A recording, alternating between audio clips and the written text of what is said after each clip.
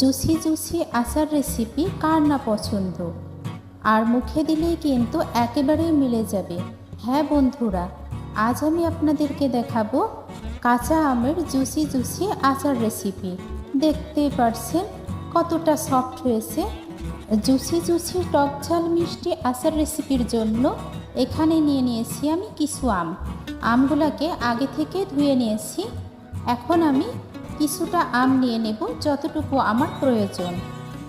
আপনারা আপনাদের পছন্দ অনুযায়ী আম নিয়ে নেবেন। চেষ্টা করবেন আমগুলা একই রকম সাইজের হওয়ার জন্য, তাহলে কিন্তু আচারগুলা দেখতে আরও বেশি লোভনীয় হয়ে যাবে। এখন আমি এই আমের খোসাগুলোকে ছাড়িয়ে নেব। তারপর কিভাবে এই আমগুলাকে কেটে নেব সেটা অবশ্যই দেখিয়ে দেব। এই আচারটা তৈরি করে আমি নিজেই কিন্তু সারপ্রাইজড হয়ে গেছিলাম। এতটা লোভনীয় আর এতটা মজাদার এই আচার, আপনি যদি একবার এই আচার তৈরি করেন অন্য কোনো আচার রেসিপি আর তৈরি করবেন না। আমি কিভাবে কেটে নিচ্ছি দেখতেই পারছেন। চেষ্টা করবেন একেবারেই ছোট ছোট আকারে এই জালিদারগুলা কেটে নেওয়ার জন্য। একটু সাবধানে কাটবেন যেন চাকু দিয়ে হাত না কেটে যায়। ঠিক এভাবে আমি সবগুলা আম কেটে নিয়েছি। আর আমগুলোকে আমি অলরেডি ধুয়ে টিস্যু পেপার দিয়ে মুছে নিয়েছি যাতে কোনো পানি না থাকে। আপনারাও কিন্তু অবশ্যই আমগুলোকে টিস্যু পেপার দিয়ে মুছে নেবেন। পানি থাকলে এই আমের আচারগুলো নষ্ট হয়ে যাবে। আমি এখন এই আমটা কিভাবে আচারের জন্য রেডি করব দেখতে থাকুন। আমি এখানে 1 কাপ পরিমাণ চিনি নিয়েছি। 1 কাপ পরিমাণ চিনি থেকে আমি সামান্য একটু রেখে দেব। আর ওই চিনিটা আমি কখন দেব সেটা অবশ্যই আপনাদেরকে দেখিয়ে দেব। দেখতেই পারছেন আমি অলরেডি চিনি নিয়ে নিয়েছি। চিনিটাকে এভাবে দিয়ে নিচ্ছি। আর প্রত্যেকটা আমের সাথে আমি চিনিগুলোকে মিশিয়ে নেব। মেশানো হয়ে গেলে আমি 30 মিনিটের জন্য রেস্টে রেখে দেব। এখানে লবণ দেওয়ার কোনো প্রয়োজন নেই। লবণটা আমি কখন অ্যাপ্লাই করব সেটা অবশ্যই দেখিয়ে দেব। চিনিগুলোকে আমি এভাবে আমের সাথে মাখিয়ে নিয়েছি।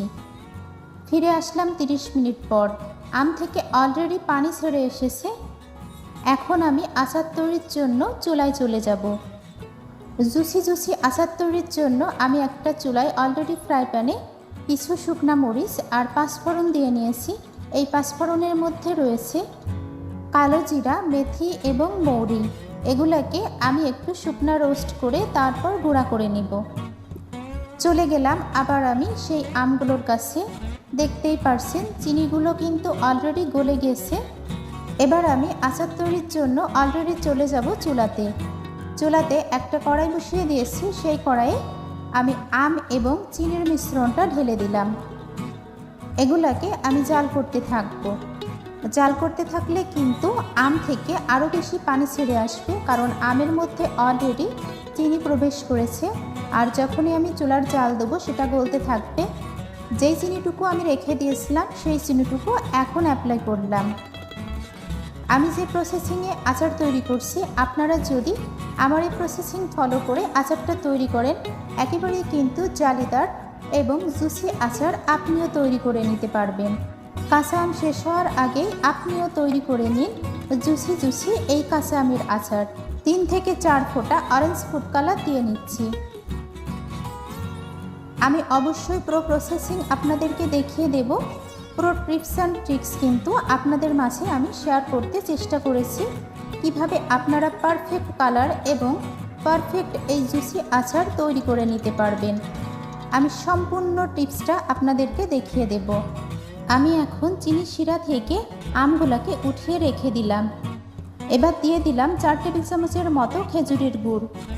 চিনির শিরার সাথে আমি এই গুড়টাকে খুব ভালোভাবে জাল করে নেব আর দারুণ কালারের একটা শিরা তৈরি করে নেব।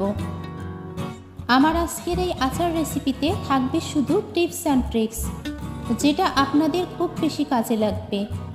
অলরেডি আমি গুড় এবং চিনির শিরাটা তৈরি করে নিলাম। এবার দিয়ে দেব সেই উঠিয়ে রাখা আমের পিসগুলোকে। কেন উঠিয়ে রেখেছিলাম জানেন? আমি যখন চিনির শিরা তৈরি করছিলাম, যদি এই আমের পিসগুলো রেখে দিতাম অলরেডি কিন্তু এগুলা গলে যেত, আচারটা পারফেক্ট হতো না। এখন আমি 5 থেকে 7 মিনিটের মতো মিডিয়াম টু লো হিটে এভাবে জাল করে নেব, যতক্ষণ না চিনি এবং গুড়ের শিরার মিশ্রণটা কাঁচের মতো স্বচ্ছ হয়ে না আসবে, ঠিক ততক্ষণ পর্যন্ত আমি জাল করে নেব। অলরেডি কিন্তু আমি 7 মিনিটের মতো জাল করে নিয়েছি। এই পর্যায়ে আমি যে উপকরণটা শুকনা রোস্ট করে রেখেছিলাম সেটা গুঁড়া করে নিয়েছি, দিয়ে দিলাম। আবারও বলে দিচ্ছি, তার মধ্যে আছে শুকনা মরিচ এবং পাঁচফোড়ন। এটা দেওয়ার কারণে আচারের টেস্টটা দ্বিগুণ বেড়ে যাবে।